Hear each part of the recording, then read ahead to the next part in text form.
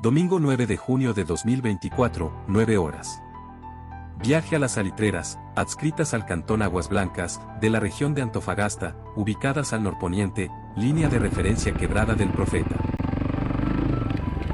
En el video anterior, dejo el enlace en la parte superior, donde viajamos por las salitreras del cantón Aguas Blancas. En su parte sur, nos quedaron pendientes las oficinas ubicadas en su extremo norponiente, escondidas detrás de la Quebrada del Profeta. Se encuentran, o teóricamente existen ruinas, de las oficinas León, ex Santa Rosa y oficina La Americana. Por la ruta a Minera Escondida, entramos por Camino Antiguo, a la oficina Castilla. Ya de ruinas solo quedan edificios de administración a medias, y la estructura de la fundición. Sin embargo, nos llamó mucho la atención que había un proyectil bélico, posiblemente de mortero o de lanzacohete, junto a otras cosas de la misma índole, que veremos más adelante. Todo extraño considerando que esa zona no es utilizada usualmente como campo de entrenamiento militar. Estos distan en más de 70 kilómetros del lugar. En la salida se nota un terreno, en apariencia llano y firme, pero en la práctica muy blando. En la rodadura se asemeja el andar por arena.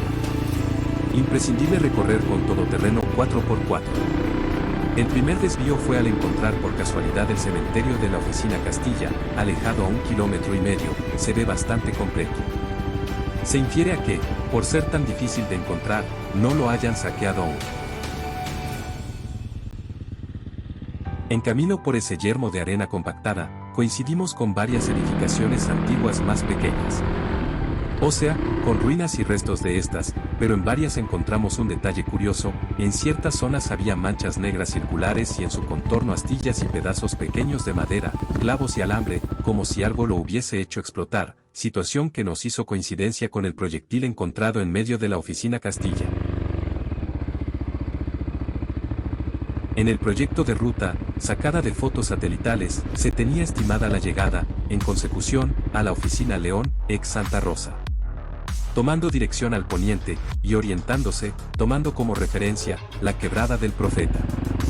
Que, en teoría, y según las fotos, debía ser una quebrada, pero que, en la práctica, era un río seco, en medio del desierto más árido del mundo, fruto de las precipitaciones que, impredeciblemente cayeron a principios de este año, por el invierno boliviano.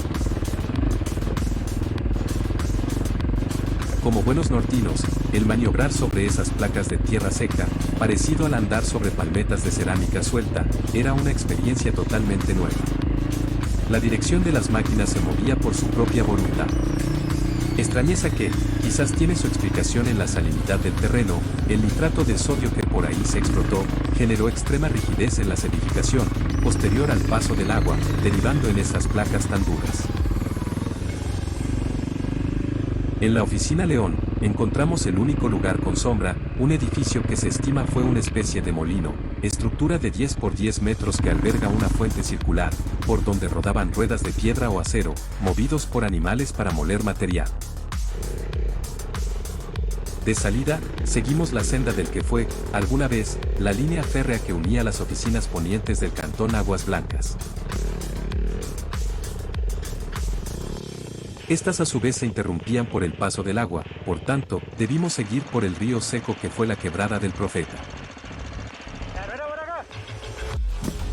Serpenteando por unos 20 kilómetros y luego de varias caídas y atascos que hirieron el orgullo, llegamos a la oficina La Americana, de la cual solo quedaba en pie la fundición, edificio de adobe de unos 10 por 30 metros.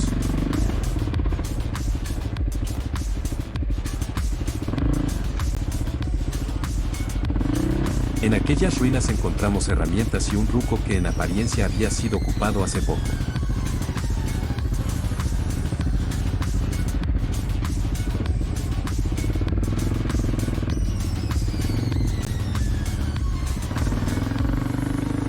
El siguiente objetivo era llegar a la oficina Yugoslavia.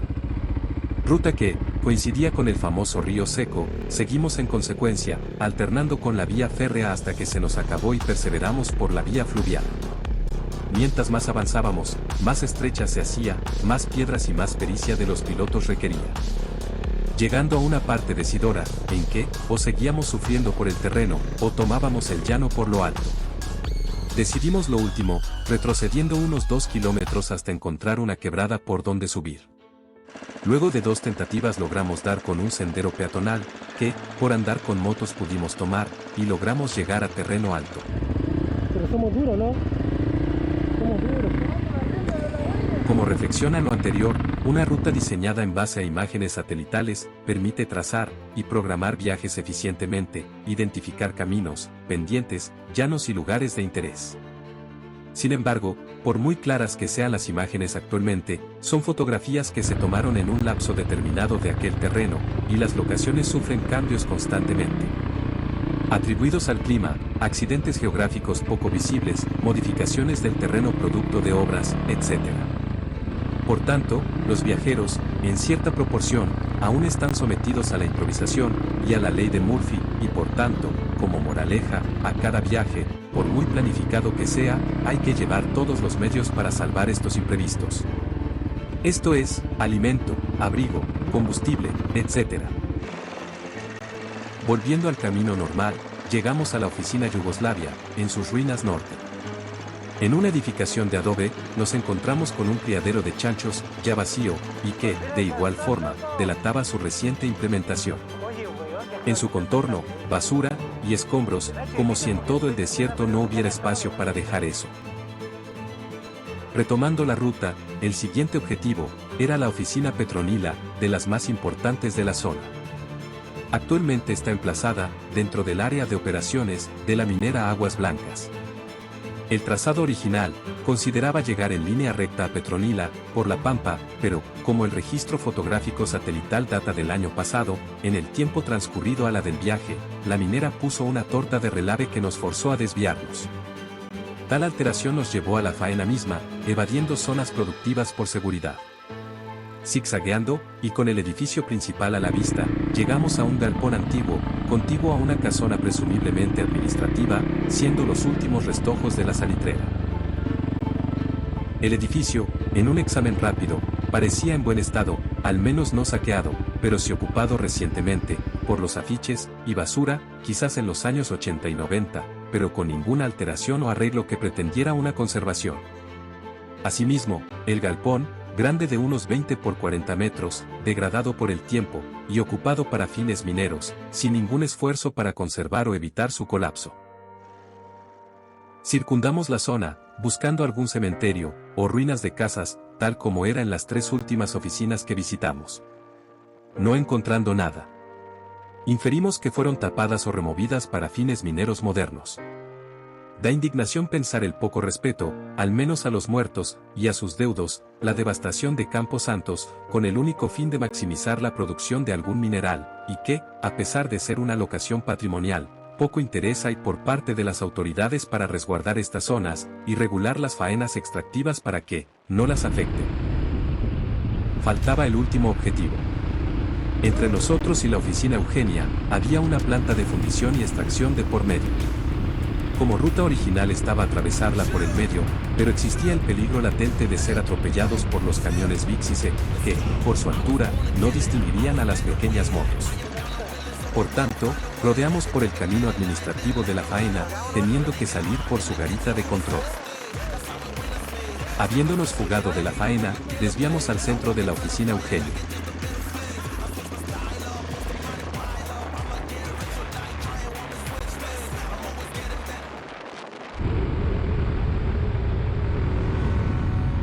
Por su inaccesibilidad, no había sido tan saqueada, y se veían unas ruinas decentes para deslumbrar.